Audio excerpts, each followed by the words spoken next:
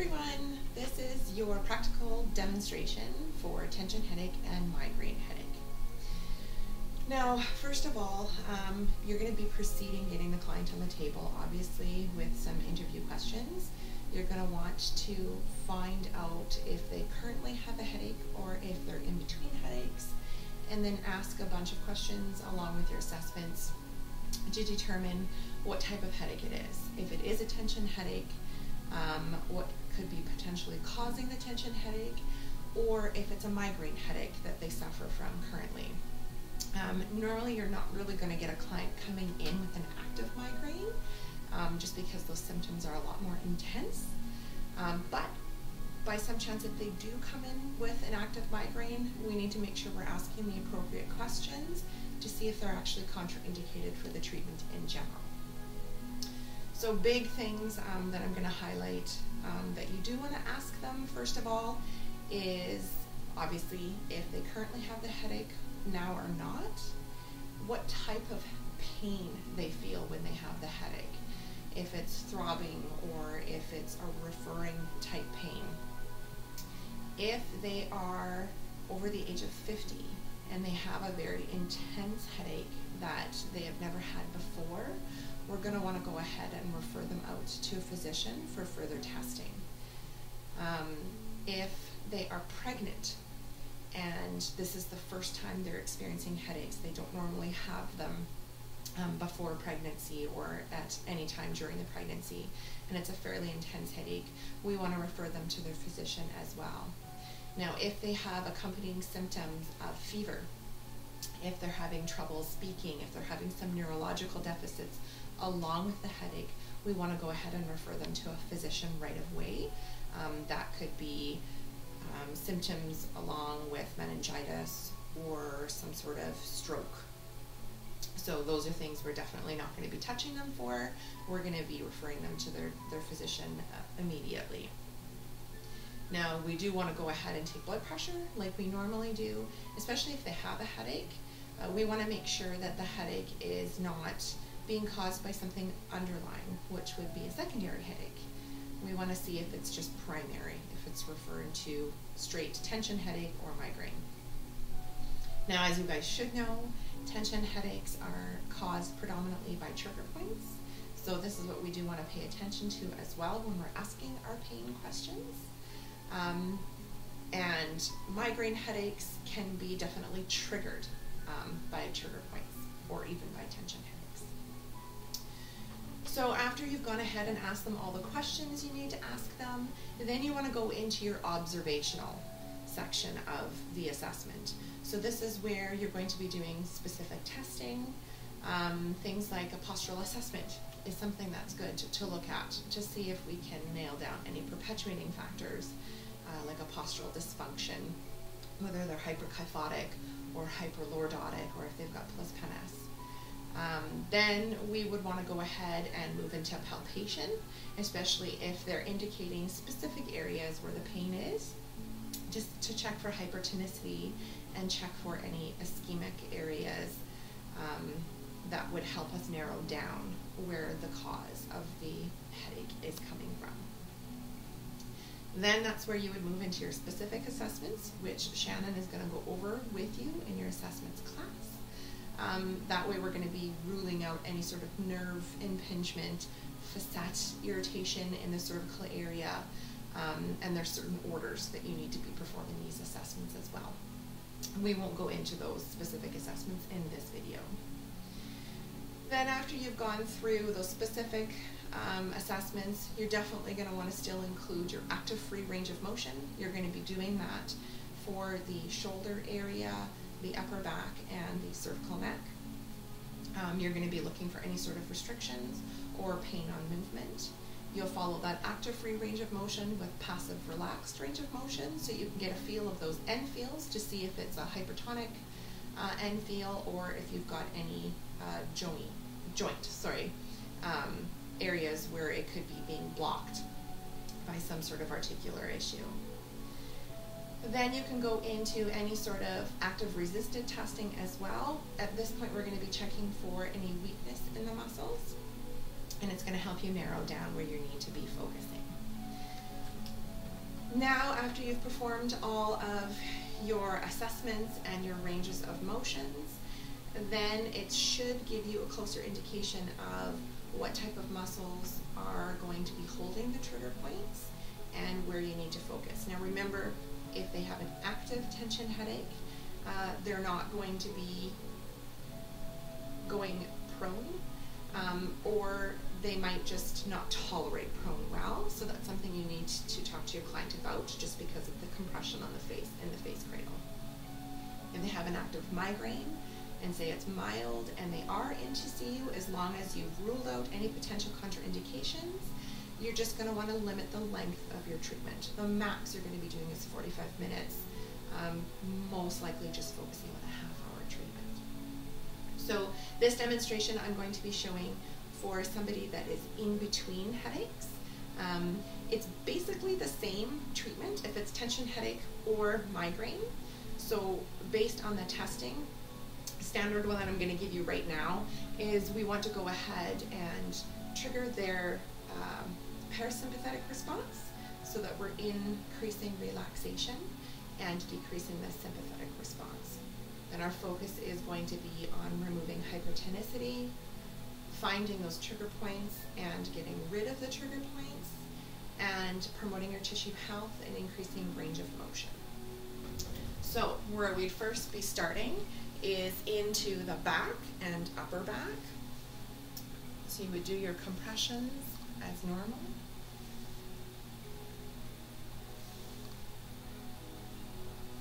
Now, because this demonstration is between headaches, it's going to be a similar treatment as if they had the actual headache. It's just now that the headache isn't active, we can get a little bit more vigorous. Our actual techniques can be a little bit more intense.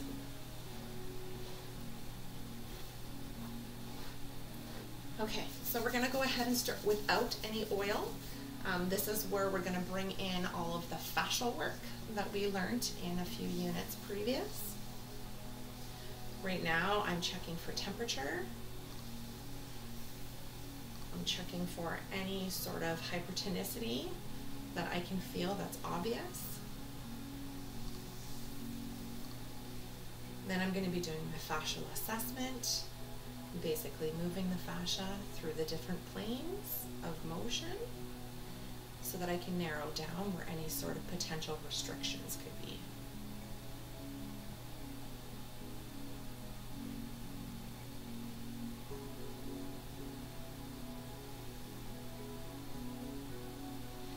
Now, besides going ahead and, as you see, I'm just moving the fascia broadly through the different planes, you can also do some nice, very slow skin rolling to assess the fascia there as well.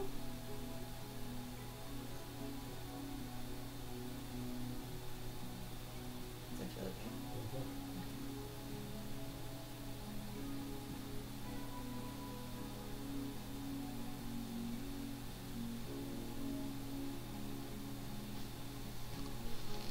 We can go ahead and do our nice C-bowing.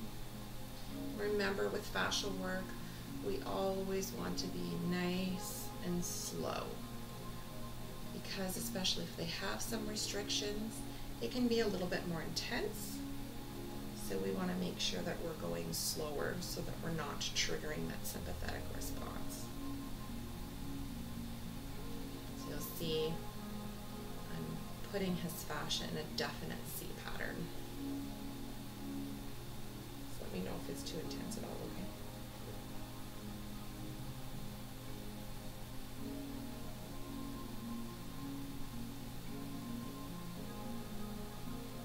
Now I'm going to incorporate the entire back with this treatment, and it's going to be modified. I don't go through a full treatment with you guys because that would take an hour.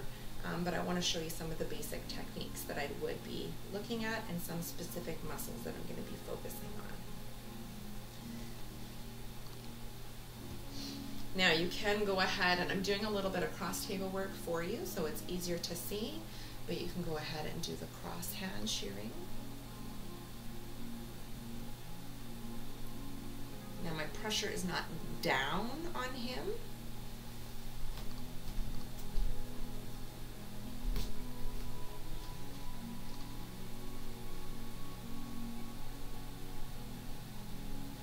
pressure is going away. Each hand is pulling away, so I'm almost like stretching out the fascia.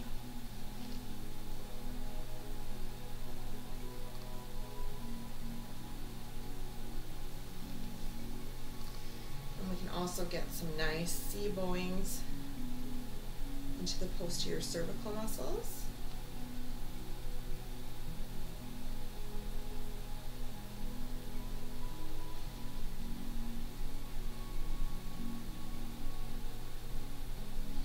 And then we can do some nice pin and stretch. So I'm going to go ahead and pin with this hand, and then I'm going to be guiding the fascia away from where I'm pinning. I'm pinning and stretching out the fascia.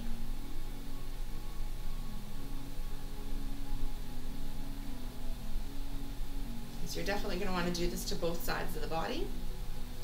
And then we can go ahead and add oil. So remember, what we're going to be doing is focusing on reducing the hypertonicity as well as locating those trigger points and trying to eliminate the trigger points. Now, we're not going to be eliminating all of the trigger points in one treatment session because that could go ahead and cause some kickback pain, which is something we want to avoid. Okay. So making sure to always follow our principles of massage: superficial, deep, superficial, central, periphery, central, things like that, okay? So a lot of the muscles that you're going to be focusing on here is the erectors. Depending on the type of tension headache they have, the erectors will definitely be involved with some hypertonicity. The biggest ones, though, is looking into your upper traps, your levator, all of your rotator cuff muscles as well. These can cause some referral patterns that move around the shoulder into the cervical region, and some of those move up into the head as well, which can go ahead and cause those tension headaches or trigger a migraine.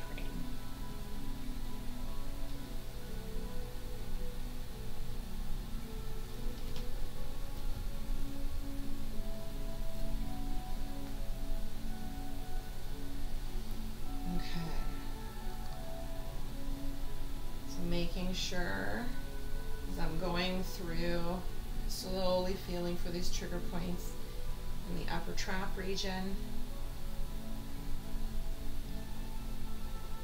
If I happen to find one, then I'm basically going to sit on it, basically do that prolonged ischemic compression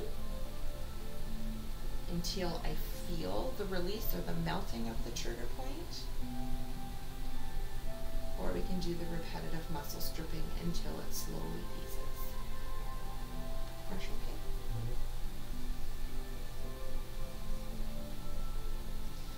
We want to pay attention to the client's breathing throughout the treatment, making sure they're doing some nice, deep diaphragmatic breathing, keeping them into that parasympathetic response. If we're getting into any sort of intense or more intense techniques, you're going to be interspersing those more vigorous, intense or deeper techniques with some nice calming petrissage.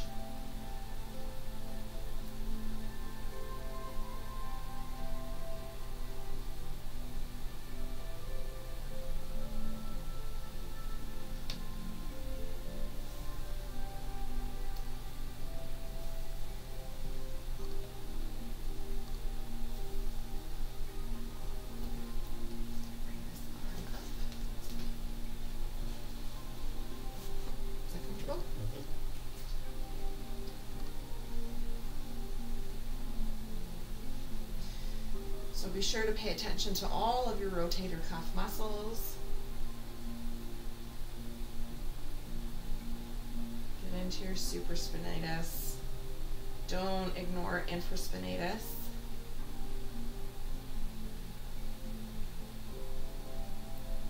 Get in your teres. You guys know the different ways to get into subscap. You can go ahead and access subscap through the axillary area. You can come around in the axillary area and reach around the scapula to get into subscap. Or you can go ahead, bring the client's arm up.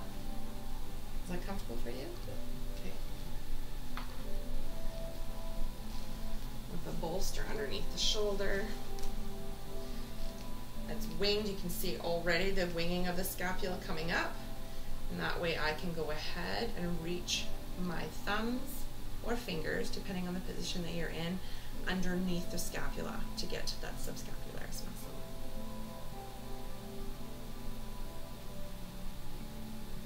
You can do repetitive stripping in there. Some nice patrissage. And then we'll let that go. Remember, this is a modified treatment, so I won't be showing you the actual full hour.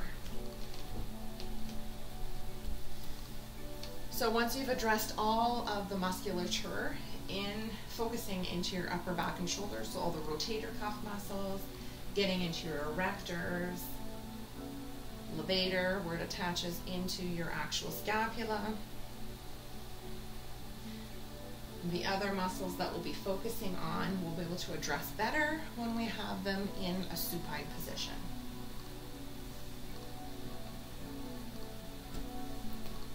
Okay, so to speed this up, we'll go ahead,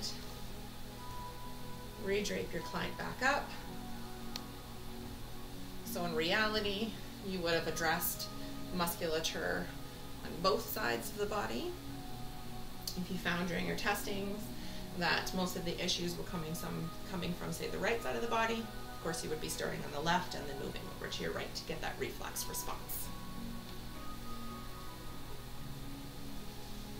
Okay, so you're going to go ahead and turn your client over. So I'll get you to scoot down towards the foot of the bed, please. Your face is up there. And rotate the shoulder towards me onto your back.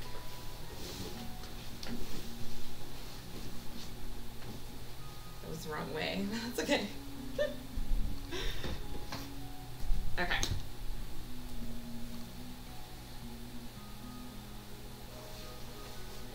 So at this point, when you have them rolled over, is it okay?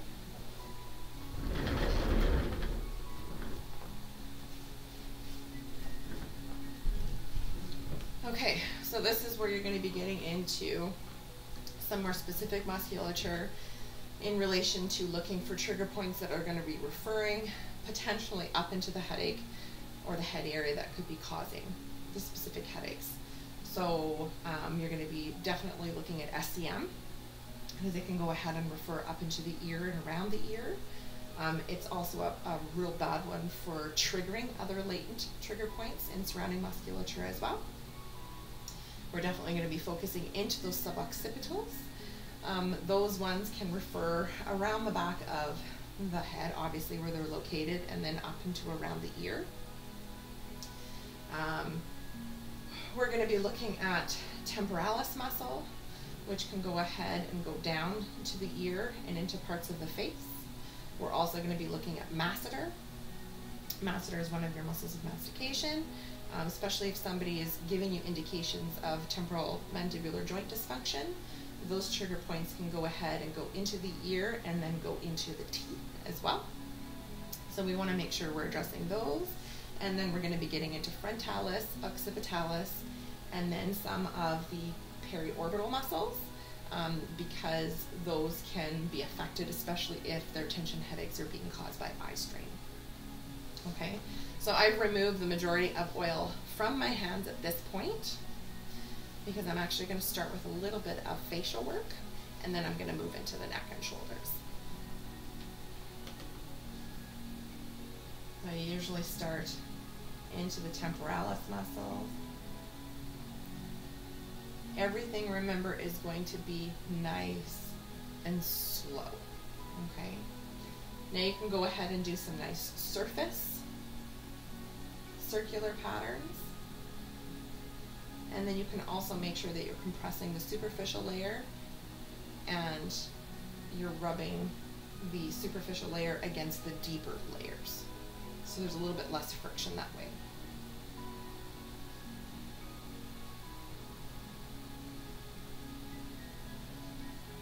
We're also going to be going around frontalis muscle.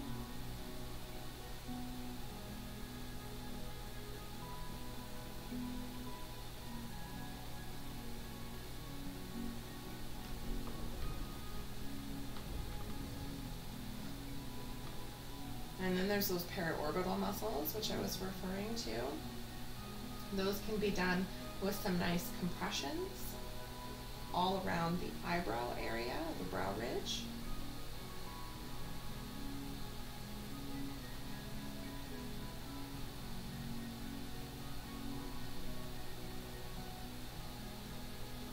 So basically I'm taking my fingers and I'm compressing lightly above and just below the actual brow bone.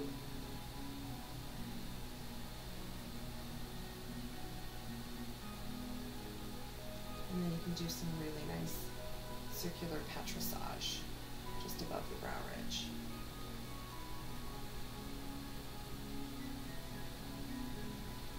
So once you've done that on both sides, then you can move down into the mastication muscles. Doing some nice petrissage work into the masseter. And then you can do some nice slow strips as well, going along with the actual direction of muscle fiber. At this point, you might be locating some trigger points in here as well. So you want to make sure if you do locate any trigger points that you stick with them until they release.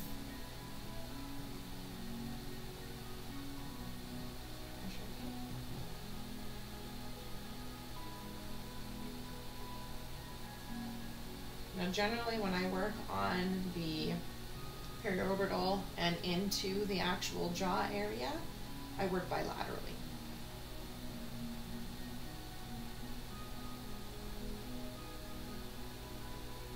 What also works great after you've gone in through the whole frontalis, periorbital, you can get in below over the maxillary sinuses as well,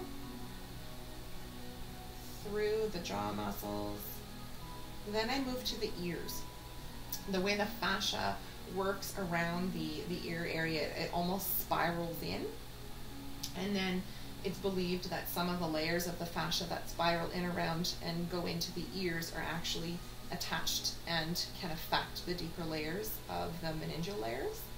So if we do some nice stretching and pulling of this fascia, we can help eliminate any of the trigger points that could be located in there as well. So what I usually do is I go ahead and right in the actual cartilage of the ear, I put one finger in there and one on the other side, and I pull through the different planes basically. So I can pull down, and you're not going to be doing this really hard, just with a gentle tension. You can pull down, and pull out,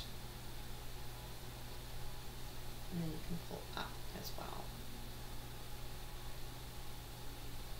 And you would do this on both sides.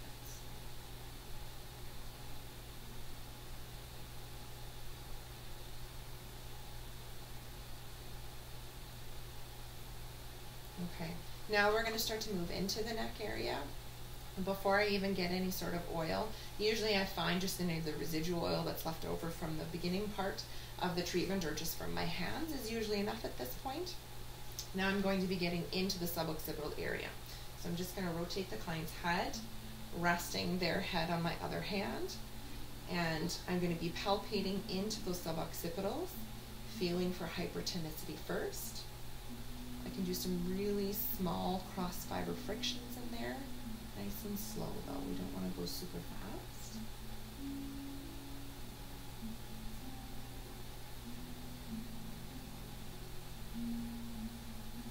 And those are tight on most people, but for somebody that suffers from tension headaches or chronic migraines, you're going to find these are more hypertonic or hypertonic than the average client.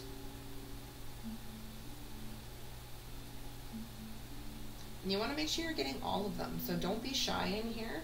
You want to go all along the base of the occiput, all the way to the center, so you're just next to where the spinous process would be in your upper cervical vertebra. These muscles are very thick, and they fill out that whole base of the skull. So you can do those small little cross fiber directional motions. You can get in and do some nice little circles, some petrissage motions in there as well.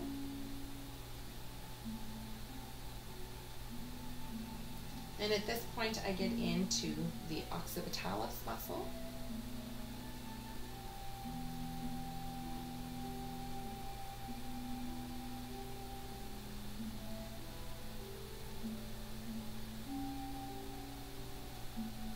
And then I gradually move and incorporate all of the fascia overlying the scalp as well.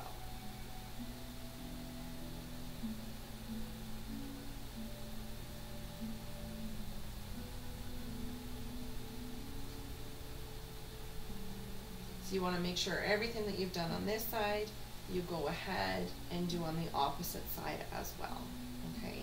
So once you've done it on both sides, this is where I'm going to go in and get into posterior side of your posterior cervical muscles. I'm going to get into the scalene muscles as well, and then we'll get into SEM. So I just use a tiny amount of oil or lotion just so that I have a little bit of glide.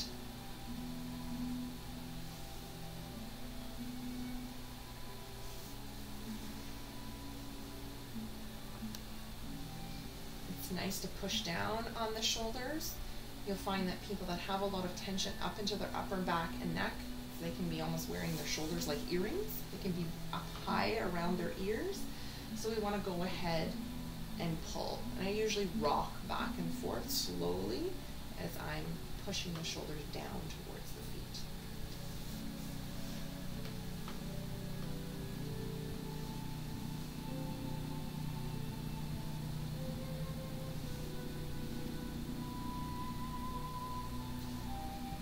Okay, so we're going to be tilting the client's head slightly to the side. We don't want to be reefing them all the way over, just so that we can open up into the scalenes a little bit easier.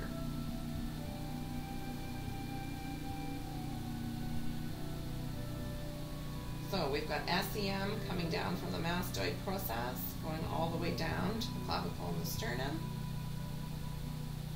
So there's a few ways that you can go ahead and palpate for trigger points this way. You can go ahead and do the pincher grasp, where you can literally grasp the SEM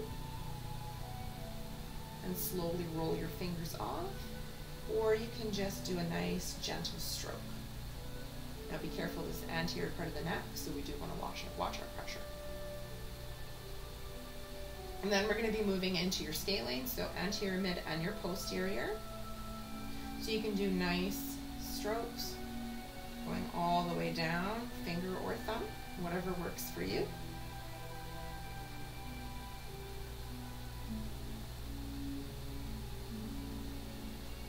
Making sure that we're going all the way up to where their attachment sites are.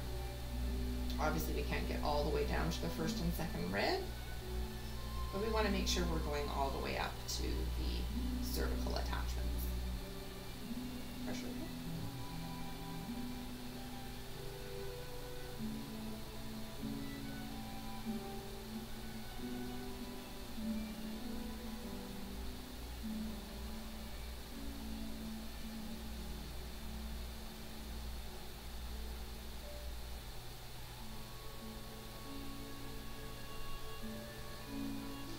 I'm going to do a nice knuckle strip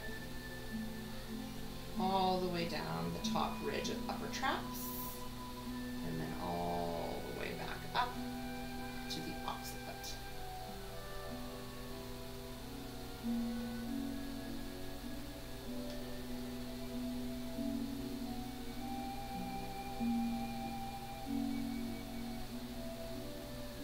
And then we can get into some nice deeper petrissage into those suboccipital muscles again. Now that we've already warmed them up for the work we did before we applied any sort of lotion or oil.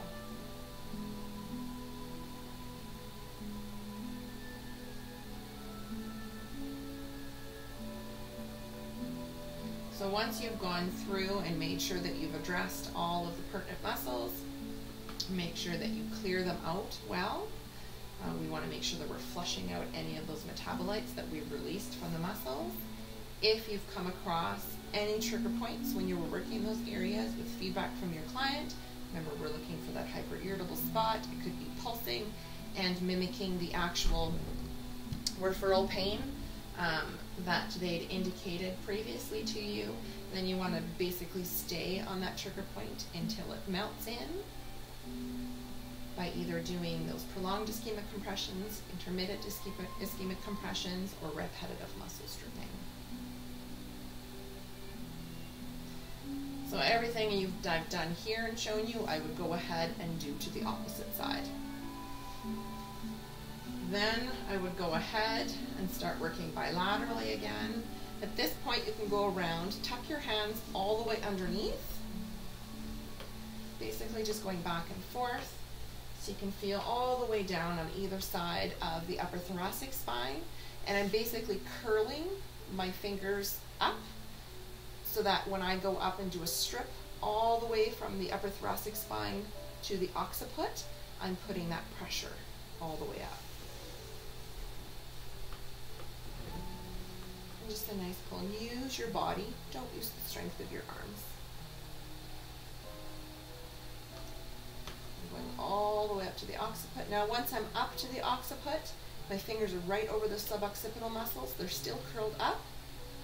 Now I'm going to go ahead and put the pressure by using just the weight of the client's head, and my fingers are just going to be a static pressure into those suboccipitals. This is what we call posting. First, it's going to feel tight. As you sit here and the client starts to relax, you'll feel your fingers sink into the muscle tissue a little bit more.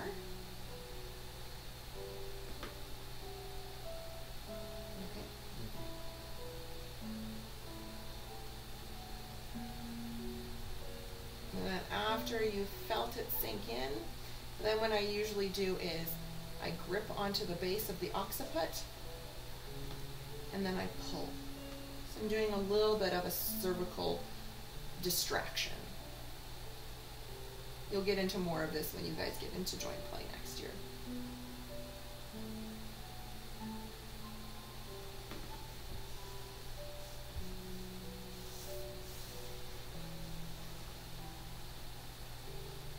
And then I get in and do a little bit more work into those suboccipitals.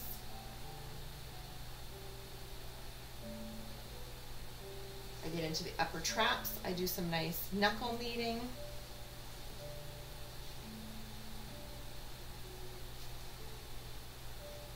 You can get into some fist kneading as well.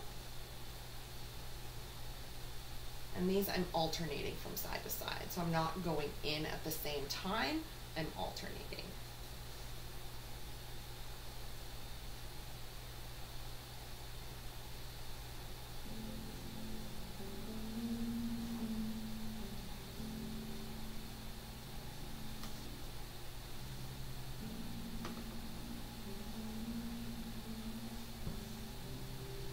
Making sure throughout all of this, all of your strokes are firm, slow, paying attention to the client's breathing. If you see that they start to shallow breathe, encourage that deep diaphragmatic breathe to keep them into the parasympathetic response. Making sure as we've worked through all of the cervical musculature, we've already worked into the cranial musculature as well as the facial muscles, we want to really make sure that at the end we're flushing them out. We're flushing everything towards the heart. So my pressure, I'm still moving up, but my pressure is going down.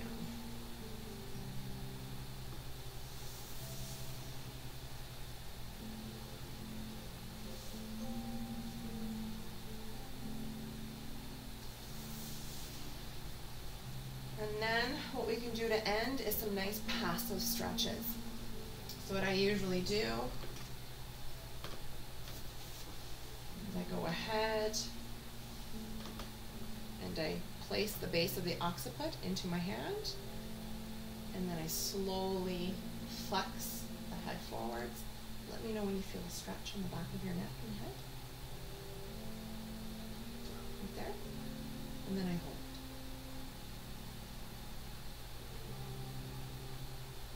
You're going to want to hold it for at least 30 seconds to a minute. And then always bring them back to center before you move to the other direction. Then I'm going to do a nice lateral stretch. for this, I'm still keeping this hand on the base of the occiput. I'm bringing it over to the side, but I'm going to be anchoring the shoulder down with this hand. Let me know when you feel stretch. Okay. And then again, you want to hold that stretch. Go downstairs. Go down. Ask Katya. Sorry. Go ask Katya.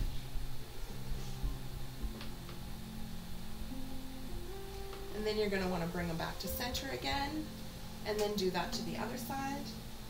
Let me know when you feel stretch.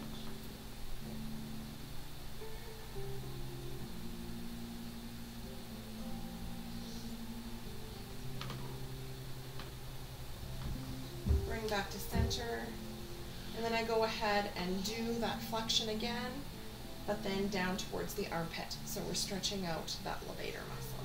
Let me know when you feel stretch. Okay.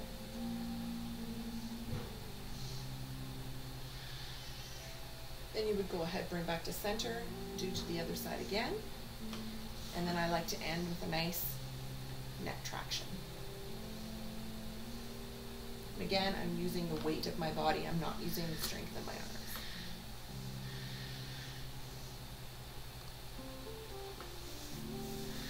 Okay, so that would be a modified tension headache migraine treatment for in-between headaches.